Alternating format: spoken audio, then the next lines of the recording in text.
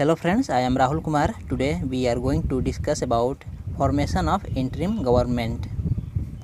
Friends, आज हम अंतरिम सरकार का गठन के बारे में जानेंगे, लेकिन अंतरिम सरकार का गठन समझने के लिए हमें पहले कैबिनेट मिशन को समझना होगा। तो आइए जानते हैं कैबिनेट मिशन क्या है। Cabinet mission 1946। द्वितीय विश्व युद्ध के बाद ब्रिटेन में 1945 के आम चुनाव में सर क्लीमेंट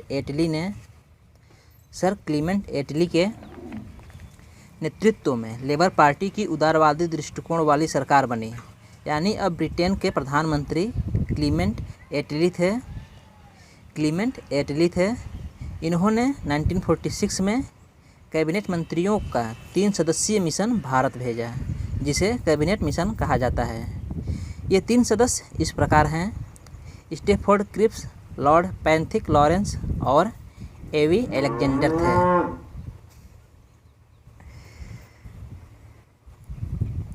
ये 3 सदस्य इस प्रकार हैं: Stafford Cripps, Lord Pethick Lawrence और एवी अलेक्जेंडर थे। लॉर्ड पैथिक लॉरेंस इस मिशन का अध्यक्ष थे। अब आप ध्यान से सुनना। इस मिशन का उद्देश्य तत्काल एक अंतरिम सरकार का गठन तथा संविधान सभा का गठन हेतु एक योजना प्रस्तुत करना था। तो अंतरिम सरकार का गठन हेतु किसने प्रस्ताव रखा था? तो इसका आंसर है कैबिनेट मिशन ने। और कैबिनेट मिशन के अध्यक्ष कौन थे? Lord Pethick Lawrence. और इस मिशन को किसने भेजा था? ब्रिटेन के प्रधानमंत्री क्लीमेंट एटली ने। और इसका उद्देश्य क्या था? इसका उद्देश्य था तत्काल एक अंतरिम सरकार का गठन तथा संविधान सभा का गठन हेतु एक योजना प्रस्तुत करना था। तो हम जो अंतरिम सरकार का गठन पढ़ रहे हैं, इसका बेस कहाँ पर है? इसका बेस कैबिनेट मिशन 1946 में है। आइए चलते हैं, अब जानते हैं अंतरिम सरकार का गठन के बारे में।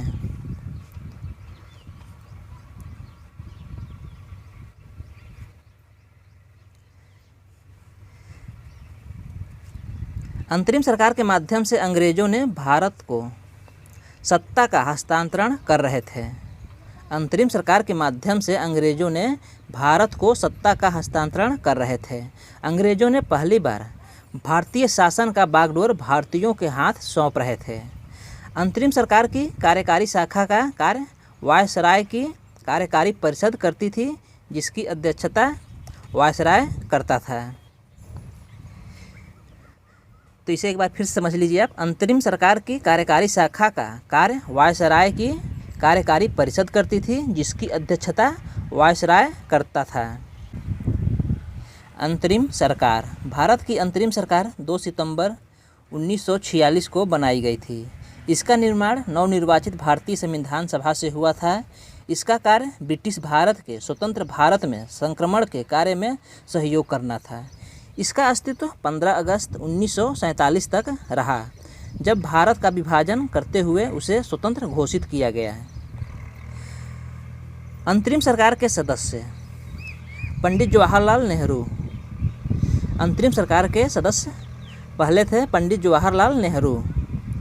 ये कार्यकारी परिषद के उपाध्यक्ष थे, विदेशी विभाग के अध्यक्ष थे और राष्ट्रमंडल से संबंधित मामले इनके पास थे।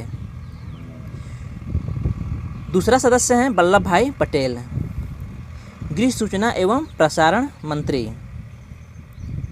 तो दूसरा कौन है? वल्लभ भाई पटेल। अंतरिम सरकार के तीसरा सदस्य हैं बलदेव सिंह। ये रक्षा विभाग संभाल रहे थे।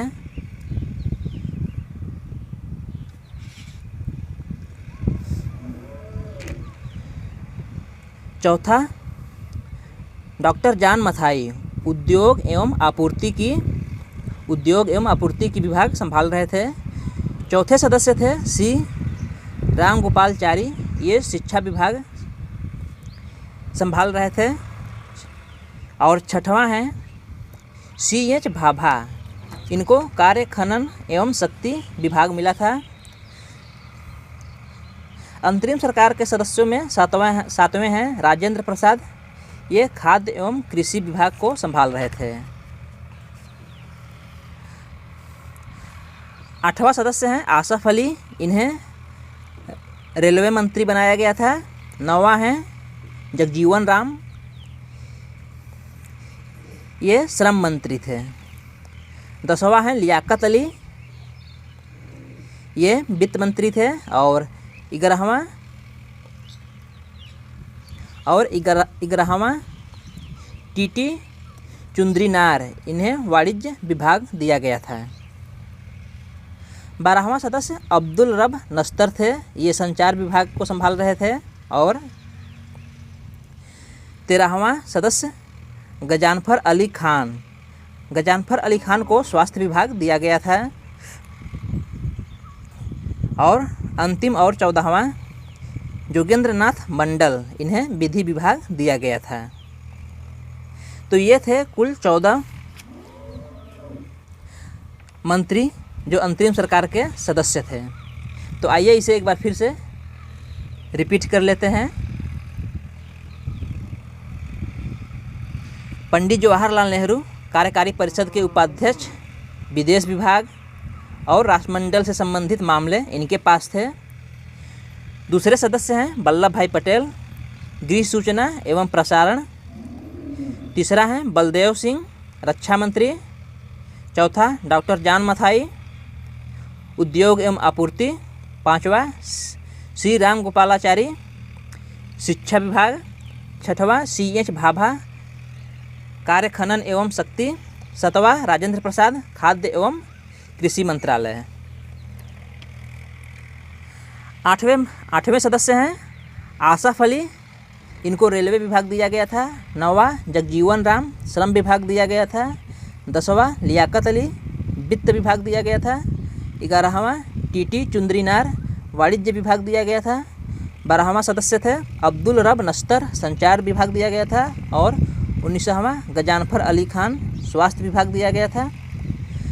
14वां जोगेंद्र नाथ मंडल थे, इन्हें विधि विभाग दिया गया था। फ्रेंड, इससे संबंधित एक नोट है, इसे हम पढ़ लेते हैं। लॉर्ड वेवेल अंतरिम सरकार के अध्यक्ष थे और पंडित जवाहरलाल नेहरू उपाध्यक्ष थे। बाद में अध्यक्ष लॉर्ड माउंटबेटन हो जाते हैं जब लॉर्ड वेवेल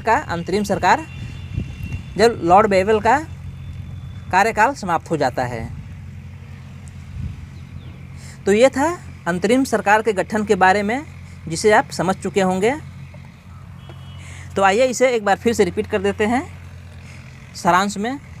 अंतरिम सरकार के माध्यम से अंग्रेज़ों ने भारत को सत्ता का हस्तांतरण कर रहे थे। अंग्रेज़ों ने पहली बार भारतीय शासन का बागडोर भारतीयों के हाथ सौंप रहे थे। अंतरिम सरकार की कार्यकारी शाखा का कार्य वायसराय की कार्यकारी परिषद करती थी, जिसकी अध्यक्षता वायसराय करता था। 15 अगस्त 1947 को जब देश आज़ाद हो गया, तब संविधान सभा ने पंडित जवाहरलाल नेहरू को भारत का प्रधानमंत्री चुना। और फिर 1950 में संविधान लागू हुआ और 1952 में लोकसभा का पहला चुनाव हुआ। तो ये था अंतरिम सरकार के गठन के बारे में। इससे संबंधित कुछ और भी पॉइंट हैं, इसे जान लेते हैं। तो आइए जान लेते हैं। नोट 2, 1945 में लॉर्ड वेवेल ने शिमला में एक समझौता का आयोजन किया, जिसे शिमला समझौता या वेवेल प्लान के नाम से जाना गया है। ये पॉइंट लॉर्ड वेवेल से संबंधित है। पॉइंट बी, ये भी लॉर्ड वेवेल से ही संबंधित है। वेवेल के समय में 1946 में नौसेना का विद्रोह हुआ था। लॉर्ड वेवेल से पहला पॉइंट क्या है? 1945 में लॉर्ड वेवेल ने शिमला में एक समझौता का आयोजन किया, जिसे शिमला समझौता या वेवेल प्लान के नाम से जाना गया है। शिमला समझौता किसके कार्यकाल में हुआ था? लॉर्ड वेवेल के कार्यकाल में हुआ था। और ये कब हुआ था शिमला समझौता? 1945 में। इसे वेवेल प्लान भी कहा जाता है। वेवेल के समय में ही पॉइंट बी है, वेवेल के समय में ही 1946 में नौसेना का विद्रोह हुआ था। और पॉइंट सी, 1946 में अंतरिम सरकार का गठन किया गया था, जिसे हम पढ़े। लॉर्ड वेवेल के समय में ही अंतरिम सरकार का गठन किया गया था, जिसे हमने अभी अंतरिम सरकार गठन के बारे में जाना। पॉइंट डी, ब्रिटेन के प्रधानमंत्री क्लीमेंट एटली ने 20 फरवरी 1947 को भारत को स्वतंत्र करने की घोषणा कर दी थी। तो क्लीमेंट एटली ने कब घोषणा किया था? 20 फरवरी 1947 को भारत को स्वतंत्र करने की घोषणा कर दी थी।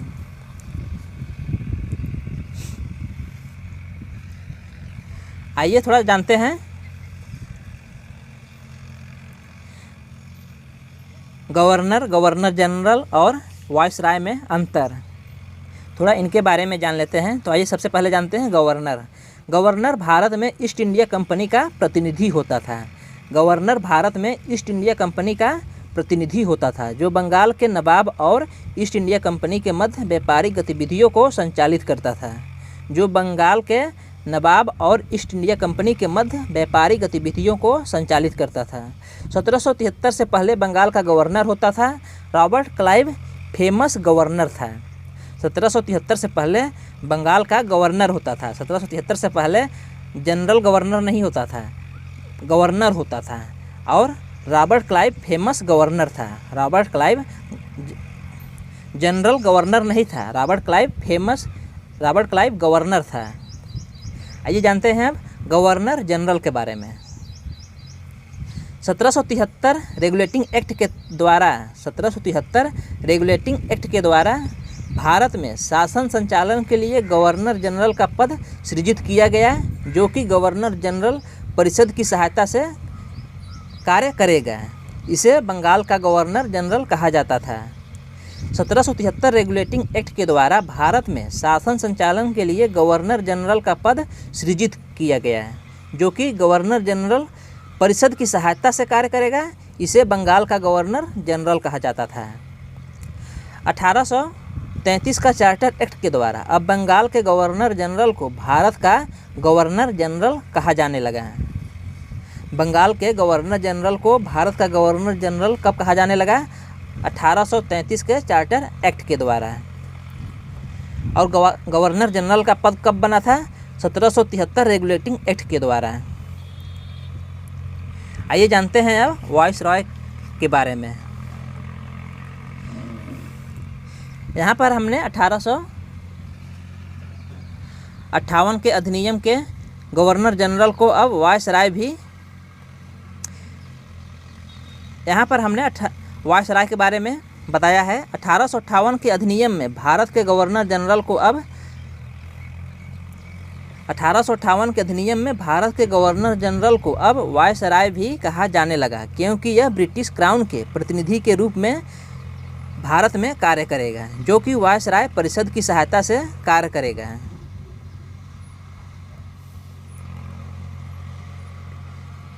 क्योंकि ब्रिटिश ईस्ट इंडिया कंपनी से सत्ता का हस्तांतरण कर ब्रिटिश संसद या ब्रिटिश सरकार के अधीन कर दिया गया था। वायसरॉय को एक बार फिर समझ लेते हैं। 1858 के अधिनियम में भारत के गवर्नर जनरल को अब वायसराय भी कहा जाने लगा। 1858 के अधिनियम में भारत के गवर्नर जनरल को अब वायसराय भी कहा जाने लगा। पहले गवर्नर जनरल कहा जाता था, लेकिन 1858 के बाद जब 1858 के बाद गवर्नर जनरल को अब वायसराय भी कहा जाने लगा, क्योंकि यह ब्रिटिश क्राउन के प्रतिनिधि के रूप में भारत में कार्य करेगा। अब यह ब्रिटिश क्राउन के प्रतिनिधि के रूप में कार्य करने लगेगा, जो कि वायसराय परिषद की सहायता से कार्य करेगा। वायसराय परिषद की सहायता से कार्य करेगा। वायसराय किसके सहायता से कार्य करेगा? परिषद की सहायता से कार्य करेगा, क्योंकि ब्रिटिश ईस्ट इंडिया कंपनी से सत्ता का हस्तांतरण कर ब्रिटिश ईस्ट इंडिया कंपनी से अब सत्ता का हस्तांतरण कहाँ हो गया था? ब्रिटिश ईस्ट इंडिया कंपनी से सत्ता का हस्तांतरण ब्रिटिश संसद या ब्रिटिश सरकार के अधीन कर दिया गया था। यहाँ पे एक नोट और दिया गया है। 1947 में जब भारत और पाकिस्तान को आज़ादी मिली, तब वायसराय की पदवी को हटा दिया गया है। 1947 में जब भारत और पाकिस्तान को आज़ादी मिली तब वायसराय की पदवी को हटा दिया गया, लेकिन दोनों नई रियासतों में गवर्नर जनरल के कार्यकाल को तब तक जारी रखा गया जब तक उन्होंने क्रमशः 1950 और 1956 में गणतंत्र संविधान को अपनाया। गवर्नर जनरल का पद कब तक रहा? जब तक कि उन्होंने क्रमशः 1950 और 1956 में गणतंत्र संविधान को अपनाया। इसे एक बार फिर समझ लेते हैं। 1947 में जब भारत और पाकिस्तान को आज़ादी मिली तब वायसराय की पदवी को हटा दिया गया, लेकिन दोनों नई रियासतों में गवर्नर जनरल के कार्यकाल को तब तक जारी रखा गया जब तक उन्होंने क्रमशः 1950 और 1956 में गणतंत्र संविधान को अपनाया। फ्रेंड्स, आशा करता हूँ कि आपको अंतरिम सरकार का गठन अच्छे से समझ में आ गया होगा। हम जल्द ही 12th स्टैंडर्ड का NCERT बुक का सारांश लेकर आने वाले हैं। सबसे पहले पॉलिटिकल साइंस पर वीडियोज आएंगी, फिर अदर सब्जेक्ट पर। तो आज बस इतना ही, फिर मिलेंगे अगले सब्जेक्ट के साथ, अगले टॉपिक के साथ। Thank you.